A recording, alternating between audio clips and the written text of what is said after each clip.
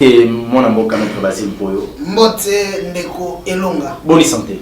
Santé salango malam. Ba merveille hein, joyeux Noël. Merci beaucoup toujours c'est bino pe ya bino ya ngona. Matono mingi maître, actualité de l'ère ezali ko senga biso to me quand même ko fungola maloba ya mwana mboka Adolphe Muzitu koloba été pona ko silisa guerre ya Est ezali ko senga RDC na minute oyo ko kende ko takeka ka Rwanda pour choix ezate. Proposition na mona ndenge. Ezali ko sala biso pasi mingi. Afato zo maloba to ko pesa pe ba meilleur ve na biso et pas mon kozamboka Félix Antoine Tshisekedi Tshilombo. Na mwana mboka Vital Kamerhe azali directeur de cabinet jusqu'à là ça na Kitoko na bandeko banso ya INC sans oublier le docteur Seleyemba na équipe Mobimba. Ngai tango na landi message wana sala kinga pass na mituni wapi esikali ni Steve Kivata o azali confrère na ngai avocat azalaki na ebite soki a monaki de discours wana to ekomelaki na maboko.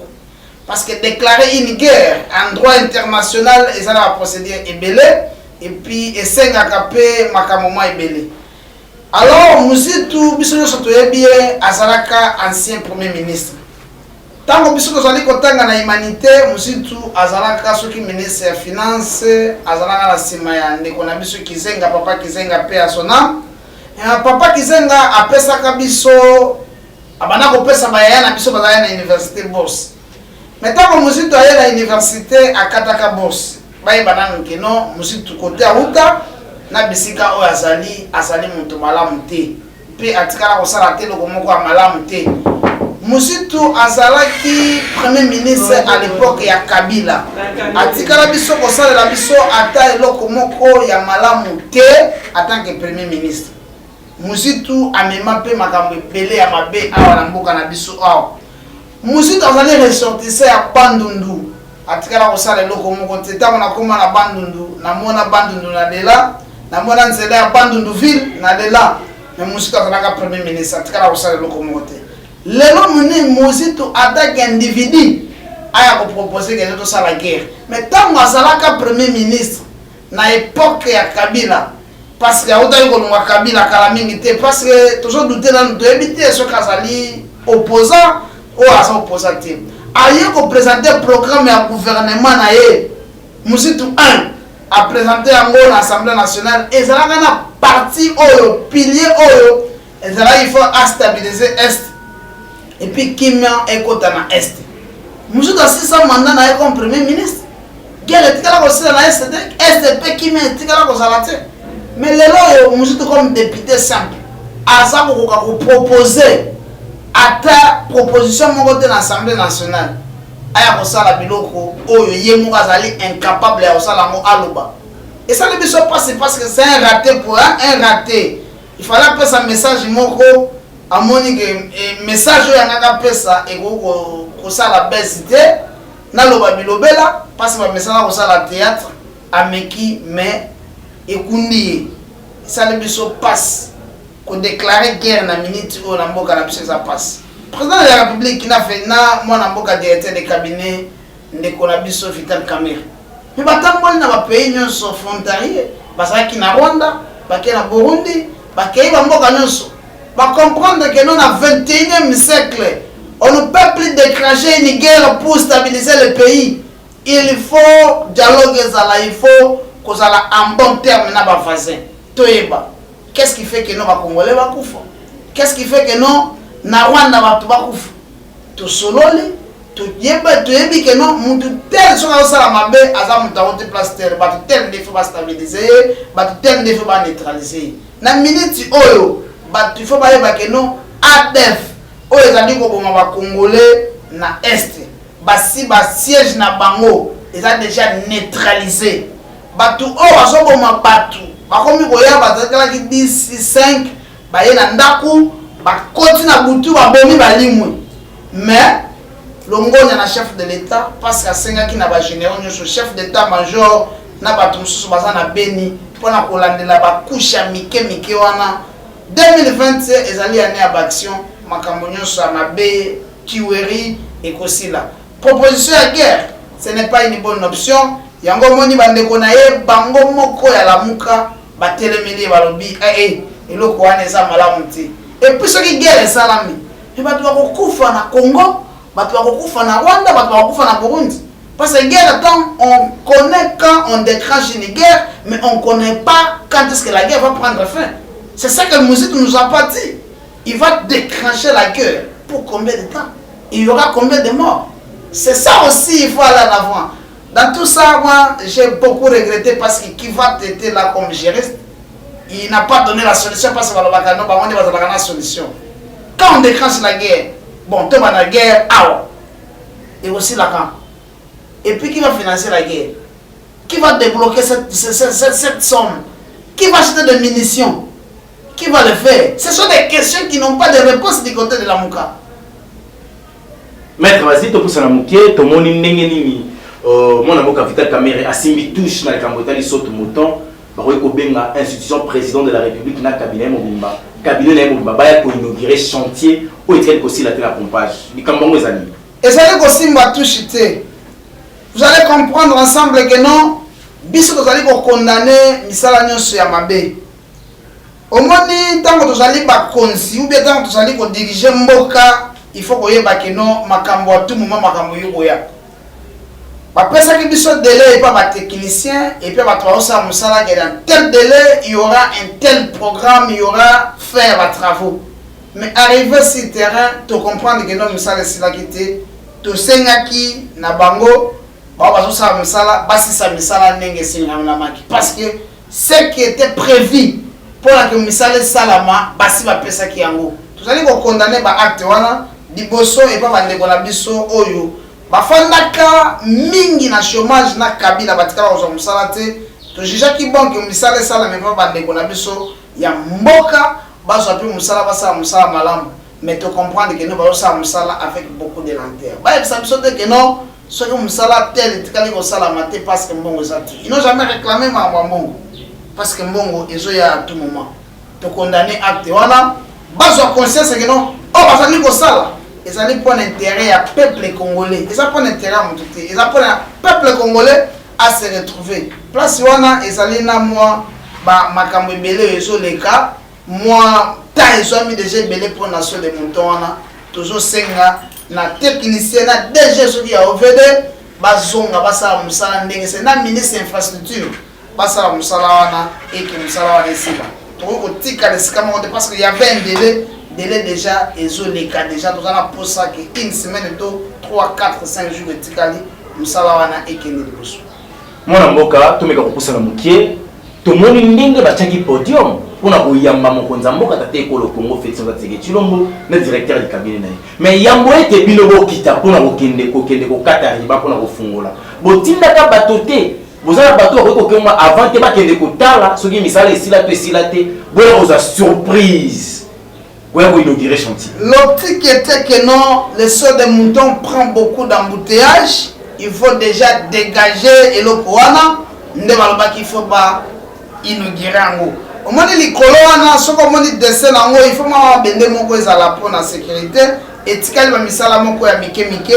J'espère que non, au courant de cette semaine, nous allons négocier là et qu'il va inaugurer. Qu'est-ce qui fait qu'il va inaugurer? Non, mais bien sûr que non, il faut.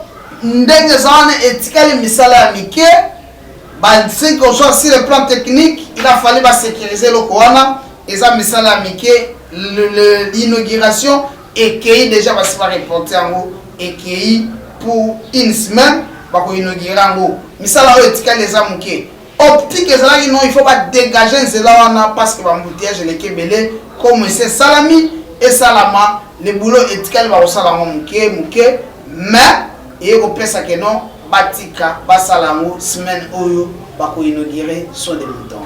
Maître Bazito pour ça ni muke matondo mingi baimbo ka bazana posa bazoma boso solidarité ko le Congo Félix Tshisekedi Tshilombo a pesa kindingi ça été baba kyungu abana ko travailler na papa Albert Yuma ministre à portefeuille a bloqué signature ordonnance présidentielle lelo oyo régime des eaux azu mokano ya kokata penza mai ke baimbo ka bakozwa mai te ti année prochaine le 4 janvier nda ko fungola.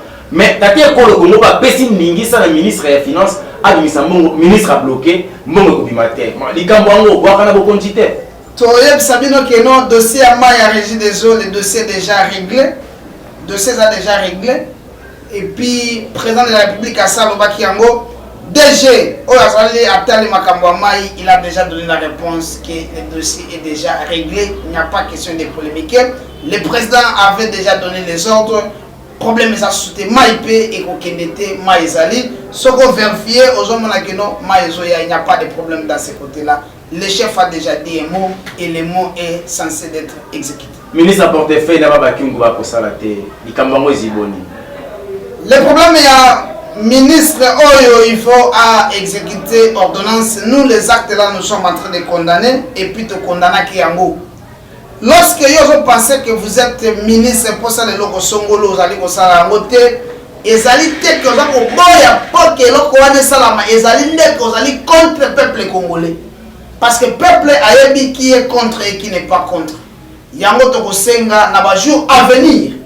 Biso jeunesse et pour la nation congolaise, nous sommes en train de réfléchir. Ndenge nini toko banda sikoyo kotala. Tel ministre ne fonctionne pas normalement, tel ministre il faut ce que ce n'est pas ici pour moi, il y a dévaler ma secret ou ma stratégie nini dans les jours à venir. Mais que non, à tout moment que biso tolobaka makamona biso ko bisamaka. Ba ministre nyons o bazana gouvernement ilunga ilonkamba. Baza ko sala volonté à peuple congolais. Ils vont nous rencontrer dans leur chemin dans les jours à venir. Baïbo Kabasangana qui na complexe scolaire qui n'a kati pour appeler Penza, mon amboka Nemi Moulani a pesa qui penza résolution na bango, les kanisi na bango ya loyo utaki okutana ezala qui était bameka ko simba penza mibeko etali wa bengi na likota différencier la loi électorale. Le lenge makambo ça mais ezali maki na 2018 et ça le marché sous bongote et puis ba ko senga makambo ya réforme institutionnelle. Si les propositions, Nemi Moulani c'est un député, s'il peut amener cette proposition à l'Assemblée nationale, ce sont les députés qui vont décider par rapport à cette question. Exactement que nous qui nous as un député national, a mis ma proposition à l'Assemblée nationale. Tolobi Boyo, place si Oyo Baké ou peut sa proposition, ils allaient les bandes d'institution. Institution où ils allaient censés recevoir ma proposition à l'Assemblée nationale. Nemi Moulani c'est un député national. Tant que ma proposition est mon collègue comme à bureau de l'Assemblée nationale et que va valider va fixer que à tel jour wanande tokoye ba nini biso to mais les histoires eux sont informelles biso to parce que ils ali place appropriée pour amener ou déposer des propositions. Maintenant mingi mutune ya suke yeliso mwana mboka Martin Fayulu alobi été le 30 décembre à azali un message à lancer la peuple étant président élu azali un message repesa liboso ya nation na etando ike baimboka bakozala wana pona koyoka ye lokola président eli lobi déjà le 25 ezali Noël ba kokenda ko fêter yango na beni ye na ndeko na ye mfumu mpa Adolphe Muzitu nino koyikola na koyebisa bandeko na biso nyonso baye bala na malamu parce que à tout moment quand on communique on amène de bonnes idées et des histoires au bateau bazana ngo posa balanda. Pour donner un message à la nation, il faut il faut un message à édifice public et institution publique. Il faut parler de la nation, il faut l'Assemblée nationale, la chaîne nationale, le président de la République a se communiqué à Gandhi Bissikawana. Ce qui a se communiqué en Néo ce message n'est pas un message de la nation et il n'est pas le président de la République. Si le président de la République ou le président élu tel qu'il le dit, parce qu'il a été élu que par sa femme, Tokoyeba Mukolo Ango wana le 30. Ce qui est le message wana te ezala desala aksa lango l'Assemblée nationale te n'a parlé de la nation te message na ezala diffusé en direct na RTNC andero ya wana ce n'est pas un message de la nation et ozala message local ndenge nazo pesa pe message na ngai liboso ya ba peuple o bazolanda ngai na ba o pe ba kolanda ngai tango ba kolanda chaîne wana eloko moko Fayulu awebisa biso ya malongeza te Fayulu aza député national azali à perte de vitesse ayebi nini oyo azali kosala te parce que ndenge za wana Fayulu azali en mal de positionnement Fayulu aza en mal de positionnement tozozelela ye po ya mesana kokangama na biloko oyo bato basalaka tosala dynamique de l'opposition tant que tozalaka na service ya ba présidente tournante coordination tournante et comment la tourne asankapara na yango dynamique ekufa tozosala mpe après que muzitu ndeko na ye apesa ye manda na ye akozwa yango akotingama nango ntango akotikala nango nde mort subite ya lamuka ekomonana parce que lui il aime s'encaparer na biloko oyo yazalaka géniteur nango te. Fayoul n'a pas de leçon à nous donner. Fayoul n'a rien à dire na peuple congolais parce que le président de la République Félix Antoine Tshisekedi Tshilombo tango azalaka liboso ya peuple na Assemblée nationale na ba député ba sénateur basanganaki na congrès, il avait tout dit et il a tout brossé. L'année 2026, l'année des actions, binomoko bokomona. Batono mingi maître, to komi wapi na makambo tali rapprochement ya bino na mwana mboka Moïse Katumbi Tshaba. Biso to tikali ko senga te rapprochement et puis eloko wana ezali à l'ordre de jour te. O ngana yebi Moïse Katumbi azali ko sala partie na ye o azo senga batu ba kende ko adhérer à part wana na yebi lo msute. Ba bana na posa ba kende ko adhérer na partie na ye. Mais je félicite la position de Kingu. Kingu Alobi, azali na présidence, azali na parti ou parti na ye endimi ko soutenir président de la République. Azawana, aza la paix politique na ndenge na ye, akokota na biloko na bango ate.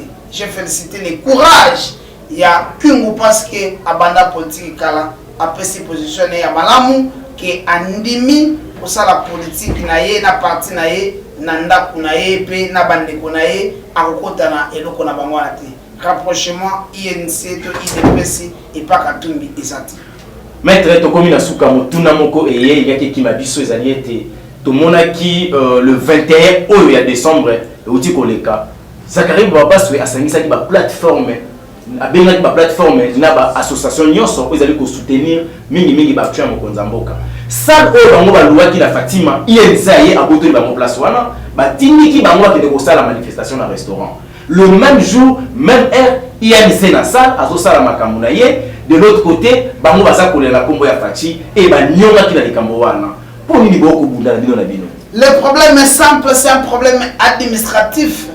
Fatima eza ya INC, Fatima pe ezali ya IDPS, Fatima ezali pona basango sali wana ba faire louesaka yango sako ngana yebi ezali ba membre na biso ya INC Lomami ba futaka déjà sali wana depuis kala balansaki pe message na bango ki ba kozala le 21 kuna mais apara wana to yo rappelle que no Zakari azalaki obligé à osala manif na Fatima ezalaka na desal ngana tikala kozwa na zali une invitation ya okende kuna na compte ya INC mais vi ba agenda na ngai na koma kuna te kuna za des problèmes ya muto yaki liboso nda kozwa sala ou bien avant de donner le message il faut eba que non parce que na pesa message na ngai place tel est-ce que na sina pesa déjà bon parce que ça les a battu INC comme yé muto jaki sala c'est yé muto pesa ki mbongo liboso parce que wana zaki ba membre ya INC Lomami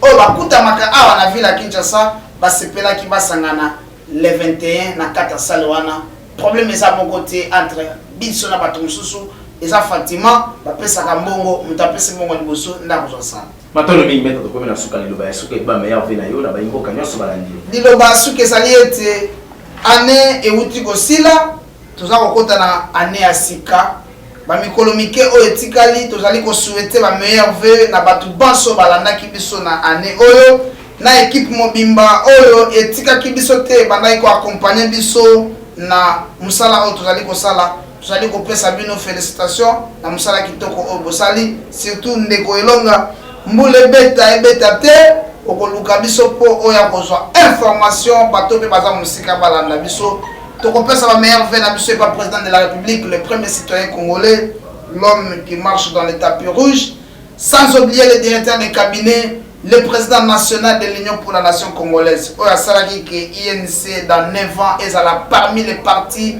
les mieux organisés de partis politiques en République démocratique du Congo. Merci beaucoup ba ami d'élite wana tomona Douglas Tuleng commandant John oyo mokonzi interfédéral sans oublier notre financier Kalula bandeko banso tozalaki année na ebande loupé to sisi année na kimia to pesi merci na équipe mobimba tokutana na mbula sika matondo mingi.